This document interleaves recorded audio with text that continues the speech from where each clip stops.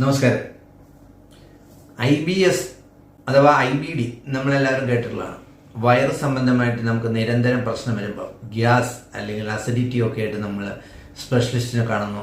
സ്വാഭാവികമായിട്ടും ഗ്യാസ്ട്രോ എൻട്രോളജിസ്റ്റിനെ കാണുമ്പോൾ അദ്ദേഹം നമുക്കൊരു എൻഡോസ്കോപ്പി സജസ്റ്റ് ചെയ്യുന്നു. എൻഡോസ്കോപ്പി സജസ്റ്റ് ചെയ്ത് കഴിഞ്ഞപ്പോൾ അദ്ദേഹം പറയുന്നത് നിങ്ങൾക്ക് കുടലിൻ്റെ ചലനം കൂടുതലാണ്.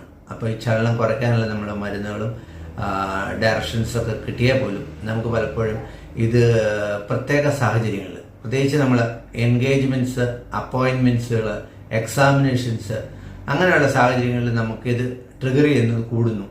കാരണം രാവിലെ തന്നെ നമ്മൾ 2-3 പ്രാവശ്യം പോയാലും നമുക്കൊരു സംതൃപ്തി തോന്നുന്നില്ല. വീണ്ടും നമ്മൾ ഫുഡ് കഴിച്ച് കഴിയുമ്പോൾ വീണ്ടും പോകണമെന്ന് തോന്നുന്നു. ഡ്രസ്സൊക്കെ എടുത്തിട്ട് കഴിയുമ്പോൾ വീണ്ടും പോകണമെന്ന് തോന്നുന്നു.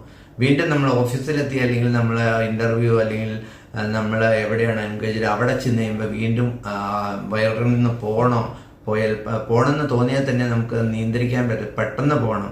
അങ്ങനെയുള്ളൊരു സാഹചര്യം. ഇതാണ് IBS IBDയുടെ പ്രത്യേകത. Either constipation induced or diarrhoea. ചിലർക്ക് വയറ് ഇളകിപ്പോവും, ചിലർക്ക് പോകണമെന്ന് തോന്നുന്നുള്ളൂ, പോകുന്നില്ല. അല്ലെങ്കിൽ ചിലർക്ക് വയർ വേദനയായിരിക്കും, ചിലർക്ക് വയർ കമ്പിച്ചു വരും, ചിലർക്ക് ഛർദ്ദിക്കാൻ വരും. ഇതെല്ലാം IBSന്റെ ഡിഫറെൻറ്റ് ഫോംസ് ആണ്. അപ്പോൾ ഇങ്ങനെയുള്ള സാഹചര്യങ്ങൾ നമുക്ക് ഇതിന് ട്രിഗർ ചെയ്യുന്ന ഈ എരിവും പുളിയും മസാലയും കൂടിയ ഫുഡുകൾ, മിൽക്ക് പ്രോഡക്ട്സ്, നമ്മൾ അതുപോലെ നോൺ വെജിറ്റേറിയൻ സ്പൈസി ഫുഡുകൾ, ജങ്ക് ഫുഡ്സുകളൊക്കെ ഇതിനെ ട്രിഗർ ചെയ്യാം.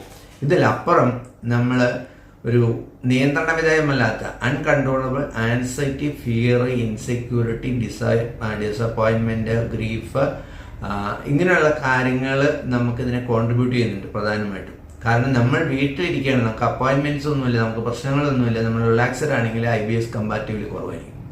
നമ്മളിതിൽ നിന്ന് മനസ്സിലാക്കേണ്ടത് ഈ ഫുഡ് മാത്രമല്ല, നമ്മുടെ ഇമോഷണൽ സ്റ്റാറ്റസ് ഒരു പ്രധാന പങ്ക് വഹിക്കുന്നുണ്ട്. അപ്പോൾ നമ്മൾ ഇമോഷണലി ഫിറ്റ് ആവുക, നമ്മുടെ അൺവാണ്ടഡ് ആൻസൈറ്റിയും ഫിയറും ഒക്കെ റെഡ്യൂസ് ചെയ്യാനായിട്ട് നമ്മൾ നാച്ചുറൽ ടെക്നിക്സ് ആയ മെഡിറ്റേഷൻ, യോഗ, അതുപോലെ നമ്മൾ എക്സസൈസിന് ഒരു പ്രധാന പങ്കുണ്ട്. അപ്പം നമ്മൾ നന്നായി എക്സസൈസ് ചെയ്യുകയാണെങ്കിൽ നമ്മൾ കോൺഫിഡൻസ് ലെവൽ കൂടുന്നു, നമ്മുടെ ഈ ഹോർമോൺ ഇംബാലൻസ് കറക്റ്റ് ആവുന്നു. അപ്പോൾ നമുക്കൊരു അൺവാണ്ടഡ് ഫിയറും എല്ലാം മാറുന്നതായിട്ട് നമുക്ക് കാണാൻ പറ്റും. എന്നിട്ട് നമുക്ക് പരിഹാരങ്ങളില്ലെങ്കിൽ നമ്മൾ ഹോമിയോപ്പതി ഡോക്ടർ എന്നുള്ള രീതിയിൽ ഹോമിയോപ്പതിയിൽ വളരെ ഫലപ്രദമായ മരുന്നുകൾ നമുക്ക് ഇങ്ങനെയുള്ള സമയങ്ങളിൽ നമ്മുടെ വയറിൻ്റെ സ്ഥിതി ഒരു പരിധിവരെ കൺട്രോൾ ചെയ്യാൻ പറ്റിയ വളരെ ഫലപ്രദമായ മരുന്നുകൾ ഇന്ന് നിലവിലുണ്ട്.